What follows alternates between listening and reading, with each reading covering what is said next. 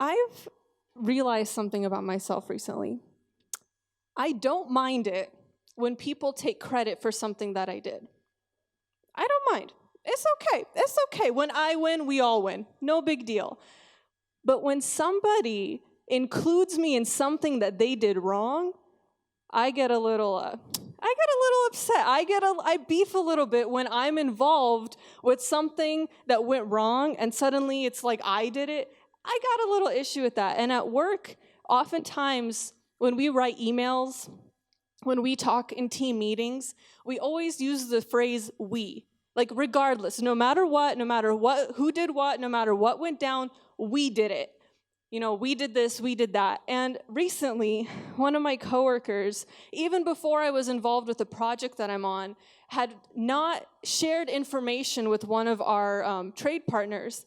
And so when I was talking to him about this week, he said, well, we forgot to send it. And it took all of my willpower to say, you forgot to send it. You didn't do it. And I realized that about myself. I didn't know that bothered me. I have never been bothered when people take credit, but when I get blamed for something, I get a little more affected by it. I feel a little bit more upset.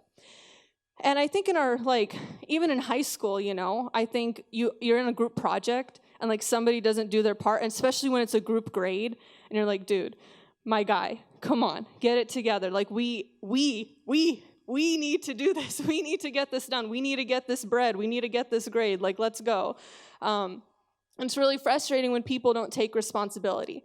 It's also, I think, frustrating when people don't recognize the value and importance of the role that they have. For example, the person whose only job it is in the group is to show up and read the slide. And then they're up at the slide and they're like,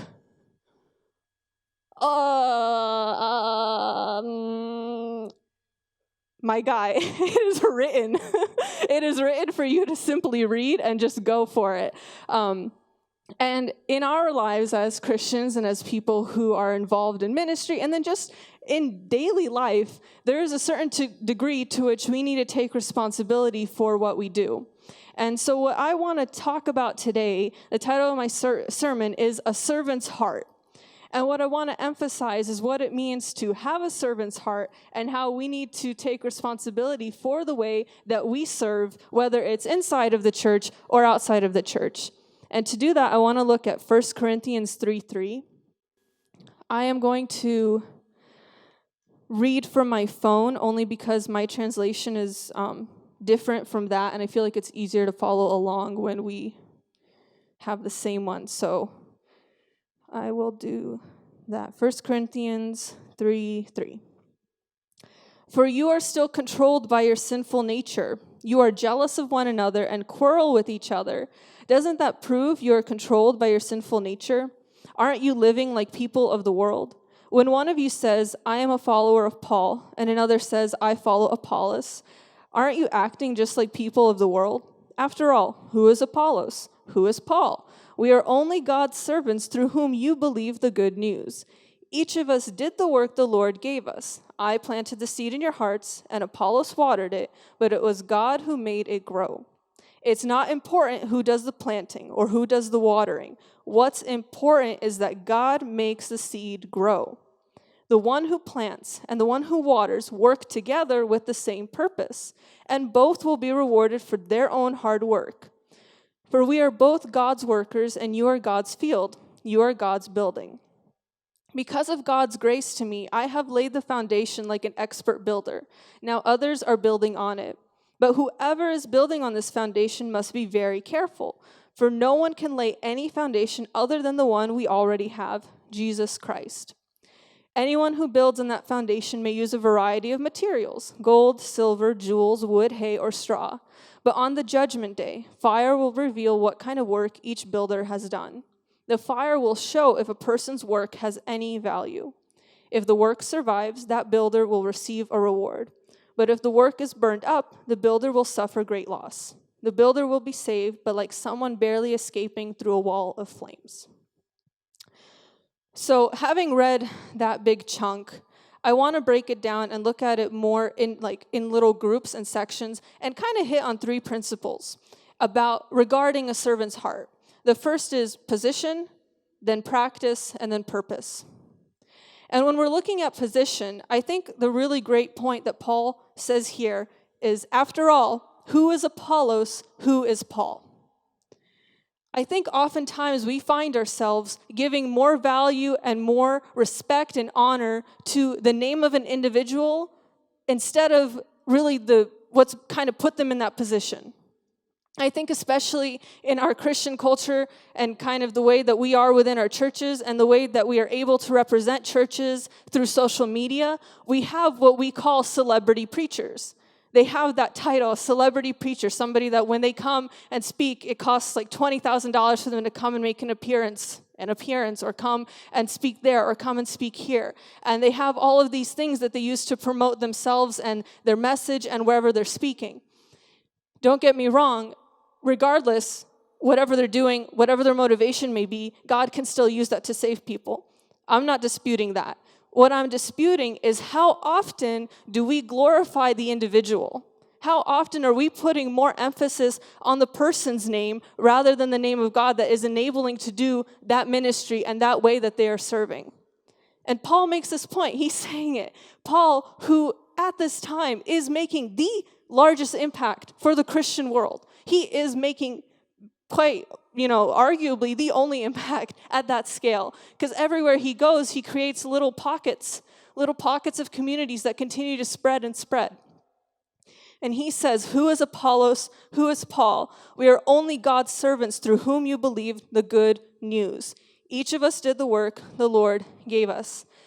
So, the first principle, position. For us to recognize our position, not that we're worthless and pointless and who really cares what our name is, but that God can do great things through us, but it is not through our own name and through our own ability that those things happen. And when we come into a position when we start to think that we have some kind of honor or glory that enables us to do it, that we're looking within ourselves for, then we got it all wrong. And I think that is what may cause people to take what God has enabled them to do and really limit it to their own abilities and limit it to their own understanding of what's possible for them to do and what is possible to happen. So, in our position, we need to recognize our limitations. There's no power or glory in our name. And also then recognize the position that God has given us. God has enabled us to serve. God has enabled us to do good for people, to be there for them, to love them, to serve them. So let's move in that position. Let's move away from our own standards, our own ideas, our own, whatever we want to elevate ourselves to be, and move closer to what God and how God is calling us to be. Looking at practice, verses 6 through 9. I planted the seed in your hearts, and Apollos watered it, but it was God who made it grow. It's not important who does the planting or who does the watering. What's important is that God makes the seed grow. The one who plants and the one who waters work together with the same purpose, and both will be rewarded for their own hard work. For we are both God's workers, and you are God's field. You are God's building. The extent to which we are diligent and committed to our abilities that God has given us is the base from which God can work. And I say only the base. It is definitely not the limitation. I want us to be clear that God can do far more and above, what we're capable of doing. And when we take that small step of faith to give what we can, God will take that where he wants it to go. But we do have to make that first step. That's our base. That's where we're starting from.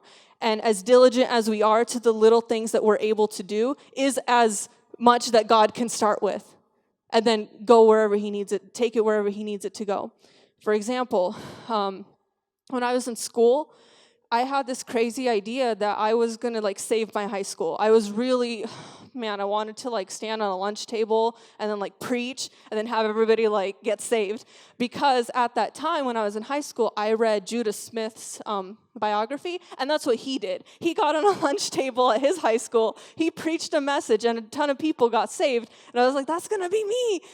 I'm going to do it. I believe it. It didn't work out that way. Instead, what happened was I decided to start small. I was like, okay, I can't get on a table and preach. I'm, No, I can't do that.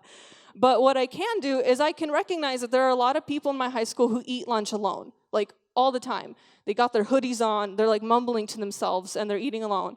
I'm like, well, if they're going to talk to themselves, someone might as well be there and hear it. So no big deal. I'll go and I'll sit by them. And so I would do that. I would go and I would sit with whoever was sitting alone. Don't think I was so great. A really big motivator for this was I honestly had nobody to sit with myself. So I put myself in their shoes. I was like, I would want somebody to sit with me. I don't really know anybody that well for my classes, so I'll do it. It'll be okay. With the goal of hopefully, like sharing the gospel or some kind of like just encouraging message. And I kid you not, people like ask me not to sit with them. Like, I'm okay now. I'm okay. Whatever. Graduated high school, no big deal. But it was really a letdown. It was a massive letdown to kind of put myself out there, to want to be there for somebody in a way that I wanted somebody to be there for me, and then to have people like not like it and not want me to do that. I was super confused, and I didn't know what to do with myself. But I stuck through it. I kept doing that. And what it really taught me was that it taught me a principle about my own Christian life that I felt like was so vital at that time, was that, and maybe it can help you as well in your own, wherever you're going, whatever you're thinking about, is that it is not my responsibility how people receive what I do for them. It's not my responsibility whether they like it or not. My responsibility is to recognize a need and to act on it. And that's our responsibility as believers. There are so many hurting people in this world. There are so many people who need somebody to simply come and sit next to them. Simply come and just be there with them, for them, and spend some time with them. And that's really the least that we could do. It is not so much to ask yourself to look at somebody who's in need and to try and fill that need however you can. They will maybe reject you. Maybe they'll think you're dumb for trying. Maybe they'll just leave. It happens. Your responsibility is not how they receive it. It is your responsibility to provide it. Each task that we have, that we're enabled with, whatever kind of abilities we have, they have their own individual value. We've heard this all the time. We know this. We're all a part of the body. You can't cut off the arm and ask, or you can't ask the eye to be a hand. You can't do this or that. We're all part of one body. But I want us to look at that practically. Even taking a church service, for example, we have greeters who stand in the back. I cannot emphasize how many times I have walked into a church service, I have walked into an environment where nobody has said hi to me, or even looked at me, given me a once up and down, immediately looked away, and then giggled with their friends. It feels terrible. I'll tell you, it feels terrible. And so to have somebody who's standing at the door, who looks you in the eye, acknowledges your presence, smiles, and welcomes you in is huge, and that cannot be understated. Somebody who takes a moment to just clean up the aisles, take the water bottles, take the teacups, take whatever's here, and just make it nice and clean. Who goes to the bathroom and wipes down the counter after everybody, washes their elbows and armpits? I don't know. Take it down and show that there is a care and that there's a stewardship within the actual building that we are, working actively to try and glorify God. Setting up food after we have service so that we can have fellowship, so that people don't have to go home and be alone, that we can have a snack because, hungry for the word, hungry for bread, it's all the same. The worship team, ministering and ushering in an atmosphere that allows us to worship God, that allows us to encounter God, that allows us to prepare our hearts and our minds so that we can receive what God has prepared for us. I can't say how many times when I'm preparing a message or about to speak or on my way to speak where I'm in worship and God helps me understand even more clearly the word that He has given me. And that happens directly through worship, and I am so thankful for our worship team and what they do when they're worshiping. And then the speaker who delivers, the word that God has given them, who takes that step to say, maybe I don't speak the best, maybe I mess up, maybe I misquote things or whatever, but I know that God has given me something to share with others, and so I'm going to do it. Each little task has its own specific value and cannot be on, without it. It just doesn't work. And this is a good place to start, when you're in the church. It's a good place to start here. And then we cross that over into what we see out there in the world. The same kind of friendliness we have to people who come into the church, we have to the strangers that may never step into a church. That may be the only church service they attend. When you are out there talking with them, it's just spending time with people who are out in the world. I don't think, and I wanted to touch on this a little bit, is I don't think God sees the stage the same way that we do. I don't think that God has a value system or a ranking of what has more importance or what has more honor or glory. And that's exactly what Paul is saying. It's not important who does the planting or who does the watering. What's important is that God makes the seed grow. We need to really focus on that. Focus on how our individual efforts, the sole purpose is so that God can do something greater with it, regardless of what that thing is. And so I want to look at Matthew 6, 1 through 2. Watch out. Don't do your good deeds publicly to be admired by others, for you will lose the reward from your Father in heaven. When you give to someone in need, don't do as the hypocrites do, blowing trumpets in the synagogues and streets to call attention to their acts of charity. I tell you the truth, they have received all the reward they will ever get. But when you give to someone in need, don't let your left hand know what your right hand is doing. Give your gifts in private, and your Father who sees everything will reward you. When we're considering the individual acts that we do, the individual talents that we have, and the ways that we help others, what's our motivation? What's our purpose? I would hope and I would say that it should not ever be for other people to notice. People will notice in their own way. It doesn't go unnoticed, whether by God or whether by that individual. But if you're expecting that, somebody will come to you and say, oh, yes, I'm so glad you did that. I was waiting for someone to do that for me. Oh, I'm so, you came through and you did it. We're getting back to that mentality of, finding honor and glory in our own name, rather than taking really, a lot of emphasis on just doing that action, knowing that that reward is coming from God. And that feeling of pride when you do something, really great, and somebody thanks you for it, you feel good. But if that feeling of pride, if that elation is the sole motivation, congratulations, that's all you're going to get. You're welcome. You did so great. You're so good. Everyone loves you, but they'll only love you for this lifetime. What's going to happen when you die? And I say that a little callously, but it's true. As I was driving in today to youth, listening to the radio, somebody who was speaking on the radio said the only thing that remains constant between this life and the next is God. That's all that's carrying over. Everything else, it's going to fade.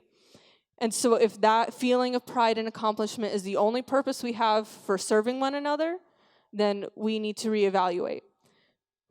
God exalts the humble, and that's what it means to have a servant's heart, is that you are humble. You recognize that you have value and that what you do is impactful, but that's not for you to lift up and for you to proclaim to others. So then our third principle, we're looking at purpose.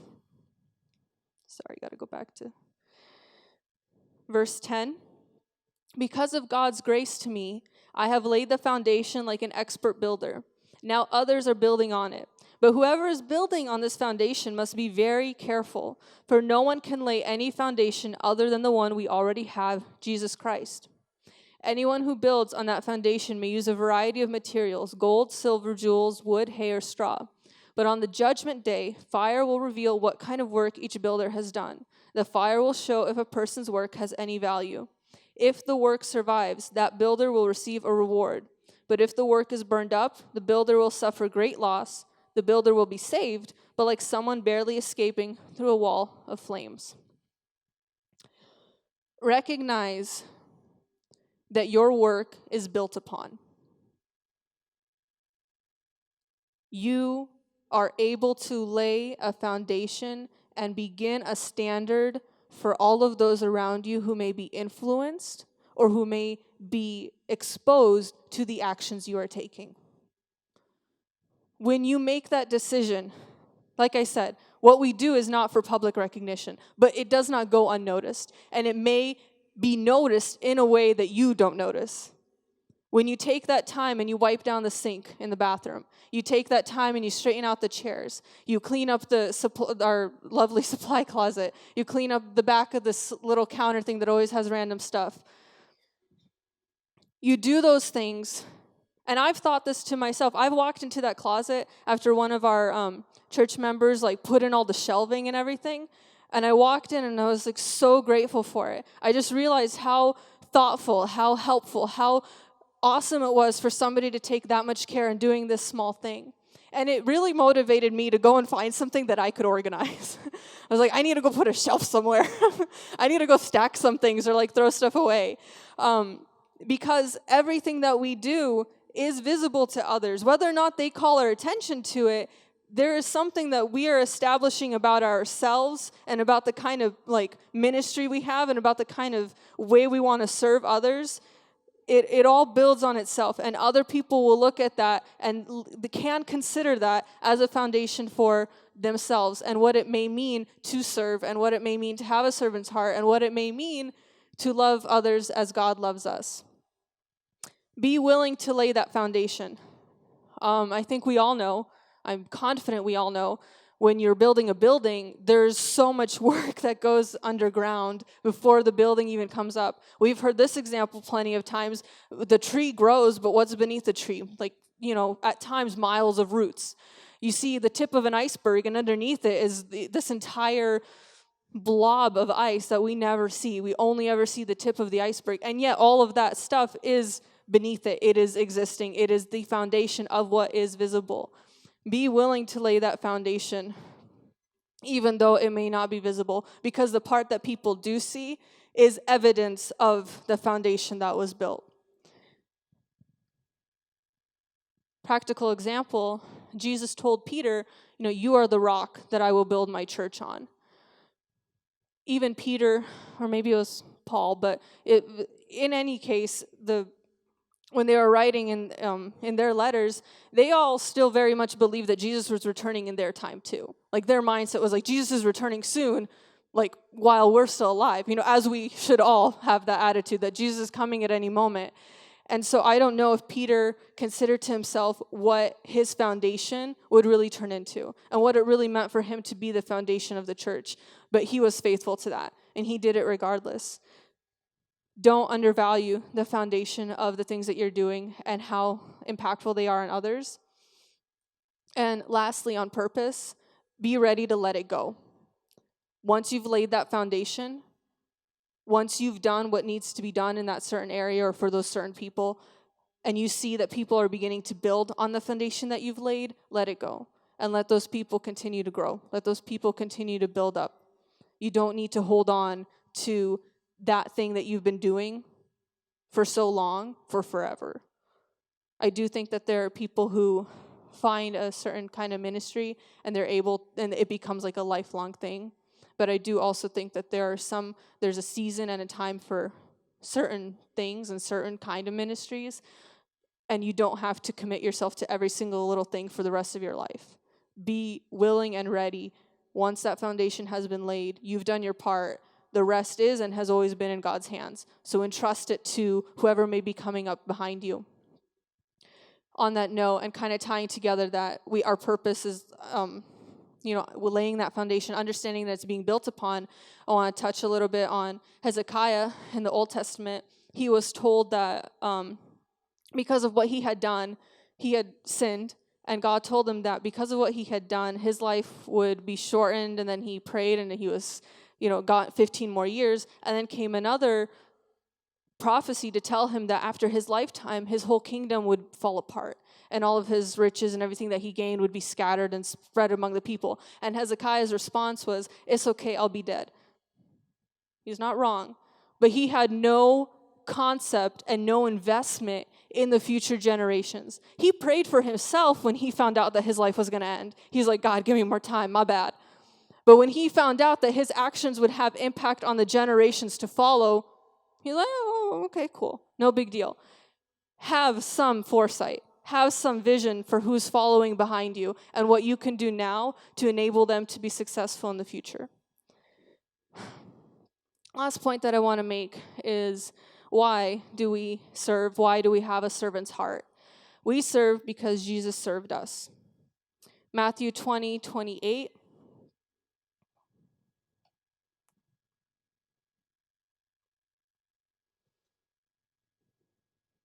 For even the Son of Man came not to be served, but to serve others, and to give his life as a ransom for many. You know, when we think about what Jesus has done for us, he laid down his life. He gave his everything. He had the ultimate servant's heart. There was nothing that held him back from doing what he knew was necessary for us to be saved. If we are to reflect Christ, then the way that we serve must be just as selfless and genuine and fully invested, solely invested in leading people to salvation, hoping that just that smallest little thing that we can do to serve somebody would be an opportunity for them to wonder, what's the motivation there? What's driving this? Why would you go out of your way to help me push my cart from the grocery store to my parking spot and help me unload it? Why would you stand for 20 minutes in a Joann's aisle and help me pick paint colors? You know, why would you help me cross the street? These are things I've done. They're not just random examples. These are things I've done, not because I'm so great, but solely because I am so confident that in any one of these opportunities, I can tell somebody that God loves them. Whether I say it with my words or with my actions, the opportunity is there. I've seen in my own life how faithful God has been to me to exalt me and to bring me into a position that I have not deserved. When I think about myself at work, my coworkers and my managers, they speak so well of me, I don't get it. I can list for days the mistakes I've made, the things I don't know, the things I don't understand. But one thing I do know is that no matter what, when I come into work, I'm not there just to do my job. I'm there to love them, and I'm there to be with them and for them in a way that recognizes that our life is so far and beyond what we do here on earth. Jesus served the individual. Jesus took time to understand each person individually. I want to go quickly to Mark 10:45. Jesus never, when he came to anybody who needed them, he never assumed that their need was just the same as anybody else's. My mistake, I have the wrong scripture. But the scripture that I'm thinking of, and any scripture really when Jesus speaks with people who need healing, is he says, what do you want me to do for you? What do you want me to do for you? Individually, specifically. How much of our time, of our effort, would it take for us to look at one another and say, what do you need me to do for you? And what kind of a difference would that make if I took that step?